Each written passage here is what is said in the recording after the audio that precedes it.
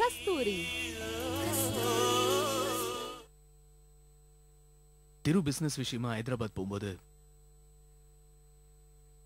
ஆக்சிடென்ட்ல இறந்துட்டாரு.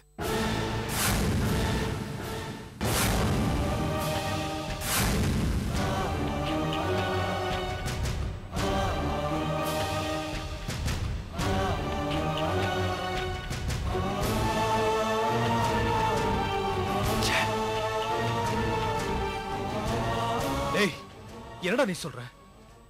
திரு இறந்துட்டாரா? இல்லடா, இல்ல, நான் நம்ப தயாரா இல்ல. திருவுக்கு அப்படி எதுவும் ஆயிருக்காது. நீ போய் சொல்ற, நீ போய் சொல்ற.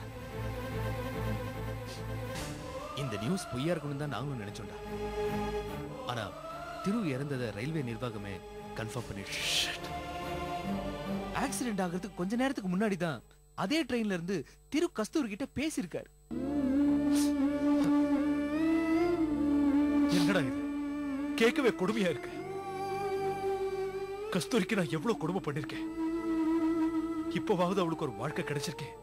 இனிமேலாவது அவ சந்தோஷமா இருக்கட்டும் தான் நான் மனசார நினைச்சேன். நீ சொல்றத கேட்கும் போது எனக்கு ரொம்ப அதிர்ச்சியா இருக்கு கணேஷ்.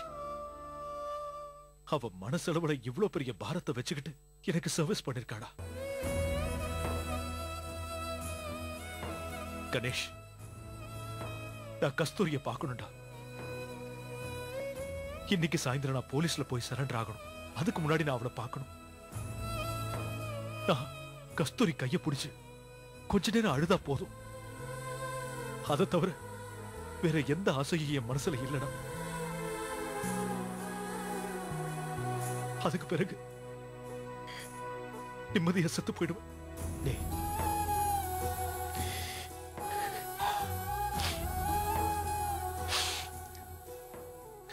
கணேஷ், கஸ்தூரி அவங்க அப்பா வீட்டுல தான் இருக்கணும். நீ என் கூட வந்தா அவளை போய் பார்த்துட்டு வந்துடலாம். எனக்காக கொஞ்சம் நேரம் ஒதுக்கி வருவியா? நான் வரத பத்தி ஒண்ணு இல்லடா. கஸ்தூரி இப்போ அவங்க அப்பா வீட்டுல இல்ல. அப்படின்னா அவ எங்க இருப்பா?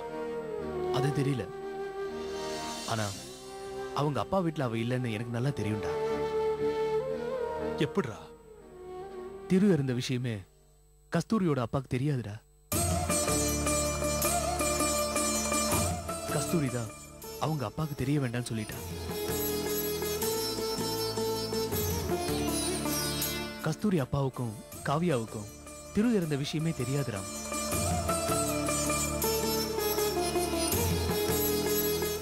அவங்க ரெண்டு பேராலையும் விஷயத்தை தாங்கிக்க முடியாதுன்னு தான் அந்த உண்மையை சொல்லாம மறைச்சிட்டா. காவியா இப்ப கஸ்தூரி கூட இல்லையா? இல்லடா, காவியாவை கொண்டு போய் ஊட்டி கான்வென்ட்ல சேர்த்து விட்டுட்டா.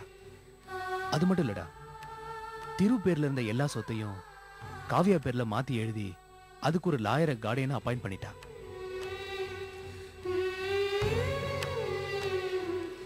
நான் தான் கஸ்தூரி ஆரம்பத்துல இருந்தே தப்பா நினைச்சிட்டேன். ஆரம்பத்துல அவ என் மேல காட்டின அன்பை நான் புரிஞ்சுக்கல. அப்புறம் அவ பெரிய ஆள் ஆனதும் பணத்துக்கு ஆசைப்படுறான்னு தப்பா நினைச்சிட்டேன். இப்ப அவ நினைச்சா கூட காவியாவை தம் பக்கத்திலேயே வச்சுக்கிட்டு திருவோட கோடிக்கணக்கான சொத்துக்களை அனுபவிச்சிருக்கலாம். ஆனா அவ அப்படி பண்ணல. அவ நியாயமான முடிவுதான் எடுத்திருக்கா. நான் தான் அவகிட்ட நியாயமா நடந்துக்கல.